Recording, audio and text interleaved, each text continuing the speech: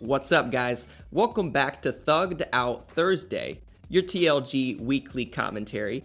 Now, as many of you know, E3 2017 just recently wrapped up, and in this video, I want to discuss my favorite moments from the event. We saw a bunch of video game demos, trailers, and reveals, but everybody has their own opinion or take on it, and that's what I'm here to provide.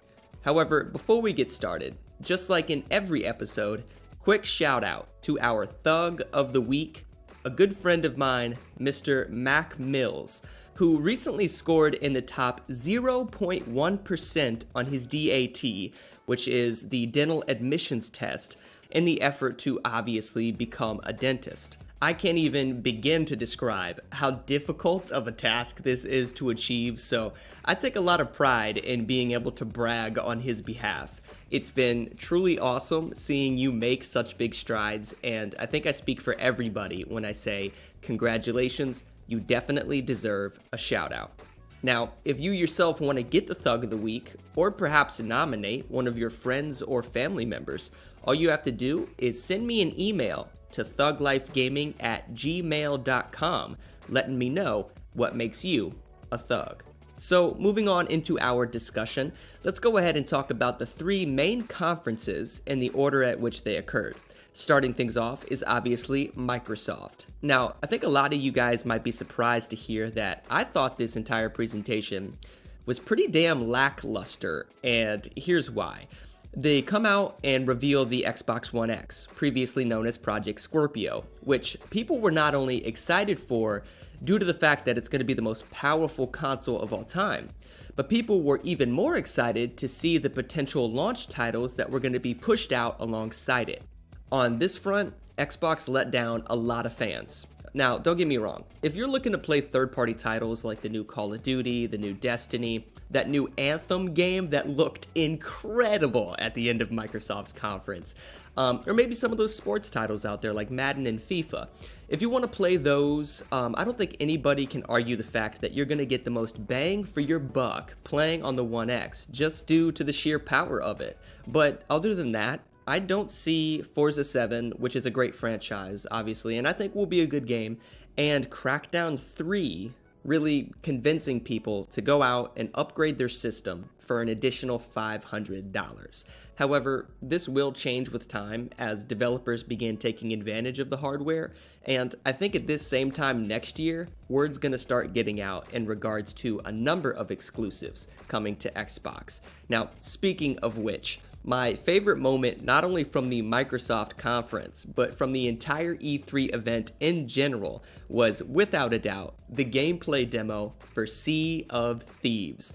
If you haven't checked this game out, please watch this demo. It was so much fun, and you guys know that I'm a huge Rare fan, so I won't go too deep into that. But up until this point, we didn't know much about how the exploration worked in Sea of Thieves. All we had seen was a few ship battles. We were kind of missing that RPG element. Well, this demo fixed that. They were exploring islands using clues that they found on a scroll in order to navigate their way through caves. And they also introduced a little bit of combat with some skeletons that would rise out of the ground. And I won't give it away for you, but the end of the demo was so incredibly hyped, okay? I was screaming on my mic with my friends, having a lot of fun.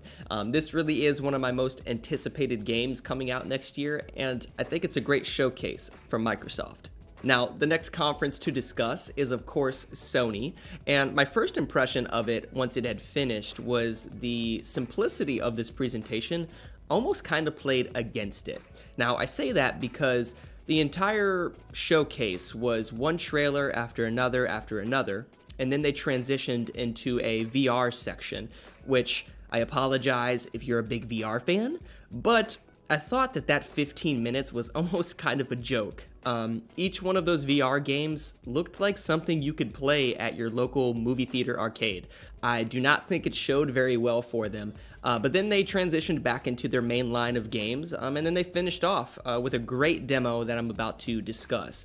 But I think what happens when you don't have, the occasional developer come out on stage and talk about the details of a specific title, you're kind of left with being excited about games but you don't know much about them. And I think there's something to be said with that. So hopefully, next year and the years moving forward, they, explain a little bit more about what they have to offer.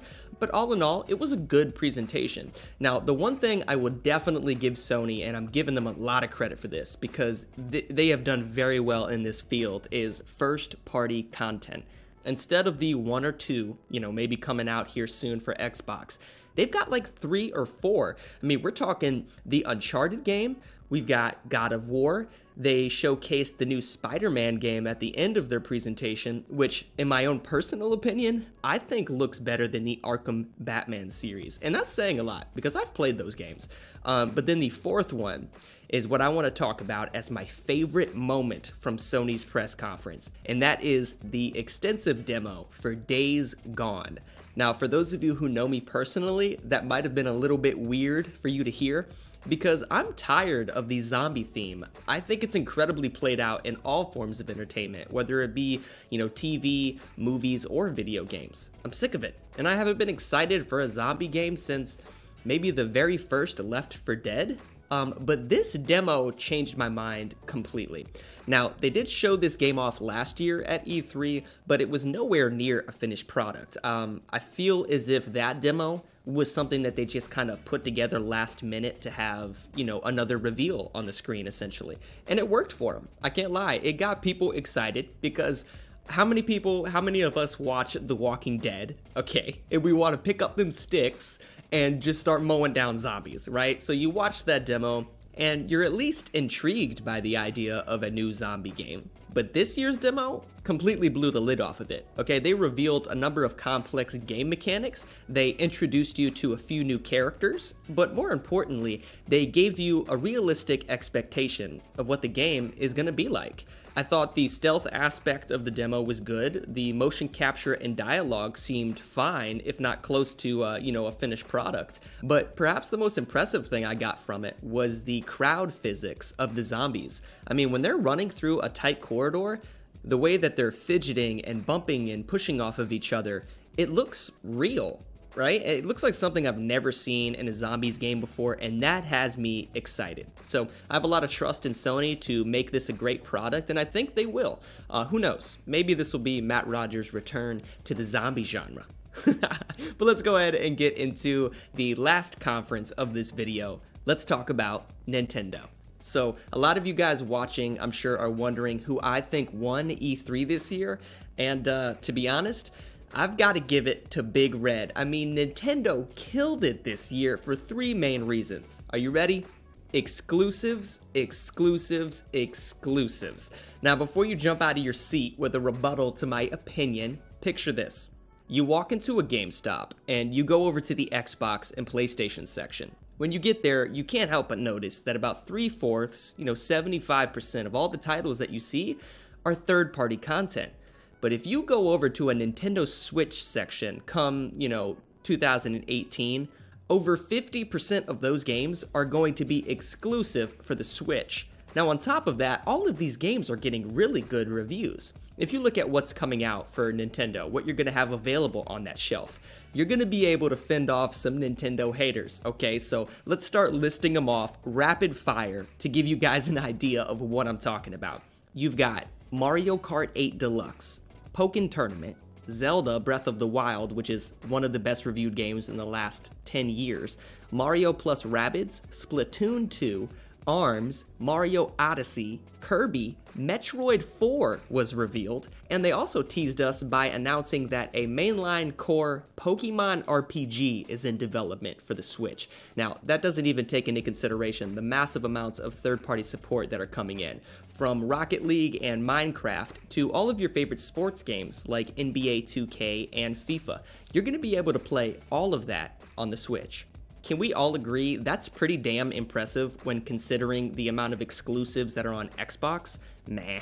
The amount of exclusives that are on PlayStation? Meh. Alright, it's whatever. But come on now, you'd be hard-pressed to remember every single one of those titles that I just mentioned. That's how many there are.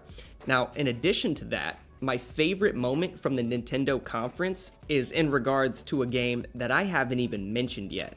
I'm talking about the gameplay trailer for the newly revealed Yoshi installment. I had loads of fun just watching this trailer. I started geeking out, right? Because there's a sense of nostalgia that comes along with, a lot of your old school franchises like Mario and so forth. And if you're not familiar with the Yoshi franchise, typically it's going to be a side-scroller experience. But this one specifically caught my eye because I really enjoyed the art style of it. You had a lot of cardboard and other forms of simple texturing, as well as a lot of vibrant colors. And I also enjoyed the fact that although you're somewhat walking along a two-dimensional stage, I really enjoyed the idea of three-dimensional combat mechanics, like when Yoshi throws his eggs at the screen or at an object that seems to be in the backdrop.